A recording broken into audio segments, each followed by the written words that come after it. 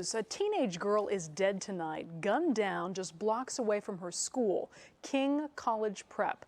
The victim, 15-year-old Hydea Pendleton. CBS 2's Mike Parker is live at Comer Children's Hospital, where another teenager is recovering from that same shooting. Mike. Kate, that 15-year-old girl died of a gunshot wound to her back here at Comer Children's Hospital. The 16-year-old boy who suffered a bullet wound to his leg is being treated here. The two youngsters who were shot were with a dozen or so others in Harsh Park. They were under a canopy to get out of the rain. Suddenly, a lone gunman jumped the fence at the rear of the park and fired into the group. A witness told me he saw the teens run out of the park in a panic. The two who were shot, Hydea Pendleton and the boy, collapsed a half block away in front of one of the upscale condo row houses that line Oakenwald Street. Jennifer West lives where the victims fell. I take it this is not a neighborhood where you normally hear gunfire. No, there's not. We hardly have any crime. There's been a few break-ins over the past 2 years since we've been here, but nothing that's ever caused alarm. Another resident who called 911 says she heard 6 shots. Still, another neighbor was shaken by the eruption of violence. There has to be an end to it. It's just too much. The children cannot go to school. They're in fear. Hydea Pendleton was an honor student at King College Prep High School, a volleyball player, and a majorette. Chicago police say she had no gang affiliation. Reporting live from Comer Children's Hospital, Mike Parker, CBS 2 News. Peace, plenty much love. Thank you. To all my brothers and sisters of the struggle. You know, this is a call to attention. You know, I know it's something that's been on my mind. It hurts my heart. You know, it's really hurt my heart. You know, because I'm from the city, and you know, I was just looking up, and it was this young 15-year-old girl who who performed at Obama's inauguration that was shot dead, you know, in Chicago at the crib. You know, and my thing is, you know, by us being brothers and sisters of the struggle, they saying it was gang related because some cat, she was kicking it with some cats, and another cat came and started blasting and things of that nature. And my question is, as far as us being the oldest brothers and sisters, you know, not just, you know, in these street organizations, you know, the brothers out here that's chiefs in these street organizations, out here in the streets and stuff. Let's come together in solidarity, and see if we can get something done about that. Real talk, because, you know, if we could sit up here and come to solidarity over, you know, these fake ass gangsters and want to put a check down on these fake ass gangsters in the music industry and all this and all that. You know, let's come together in solidarity and, you know, start checking some of these youngsters going around, you know, with no guidance and stuff like that, and being renegades and everything of that nature, you know. And because it's sad that, you know, the young 15-year-old girl, you know, who performed at Obama inauguration, and she's from Chicago, and she was a good student, she got killed. You know, that's sad.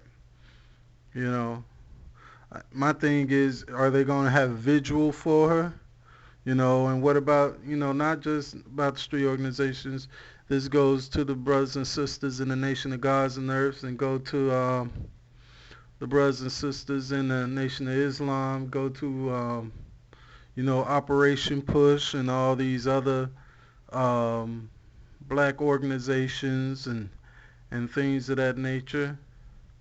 Um, let's see what we're gonna do. Let's see. I would love to see what we could do about that. Let's have a visual. Let's have a visual for her. You know what I'm saying? Let I mean, I would love to see the street organizations come together and have a visual for her, or have a peace walk for that young lady.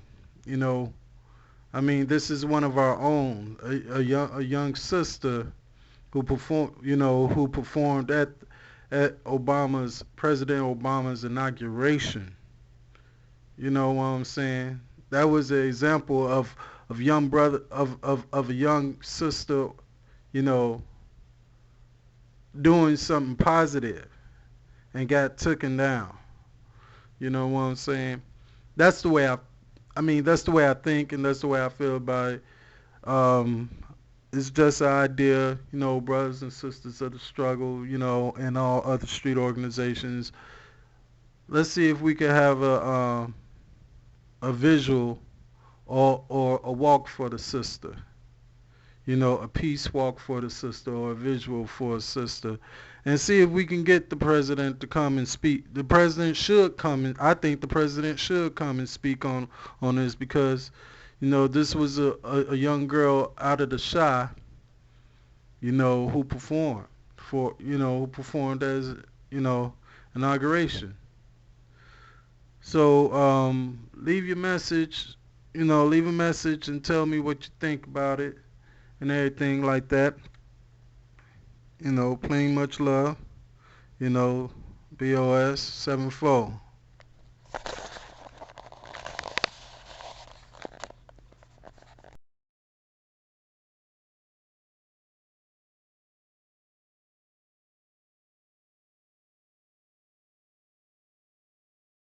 Our other developing story tonight, the spread of gun violence continues in Chicago. The latest victim is a 15-year-old girl, a high school honor student. She was shot this afternoon at 42nd and Oakenwald. That's in the Kenwood neighborhood. Darlene Hill spoke to her parents tonight and has our report live from Comer Children's Hospital. Darlene. Yeah, Bob, not a conversation I wanted to have tonight with those grieving parents. They tell me that their 15-year-old daughter was a special kid. She was excited about having attended the presidential inauguration in Washington, D.C. just a couple of weeks ago, and she was looking forward to spending part of the summer in Paris as part of a student exchange program. But instead of finalizing those plans, they're now making funeral arrangements.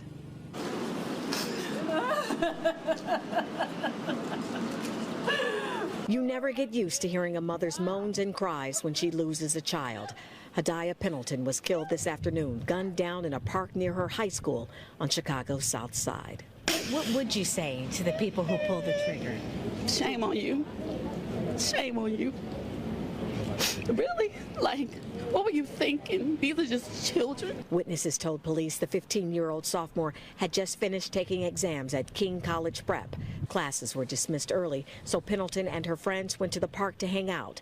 Moments later, witnesses say a young man appeared with a gun and randomly started shooting. The school was good, but the neighborhood was not, and that when we stepped foot outside the school, anything could happen to us. King High School made news last month when the students staged a protest, a 3-hour sit-in about the school's new after-school policy. The principal no longer allowed the students to wait in the school at the end of the day while waiting for their parents to pick them up. Some of the students told me their classmate would still be alive had the school doors been open. If we were able to be in a place that we could call like our safe haven after the bell rings, after school is out of session, I don't think it would have happened. Tonight, CPS officials tell us that after the sit-in, they changed their policy and now allow students to wait inside the school for their parents to pick them up, but many of them do not. Pendleton was an honor student, a majorette at King, and played on the school's volleyball team. I'm not worried about where she's going. I know who has her. I just miss her. My heart's, there's a whole section of my heart that's gone. Her father says she was a good kid who always did the right thing. He's upset that more isn't being done to stop the senseless shootings in Chicago. Get the guns out of the hands of the people that don't need to have them.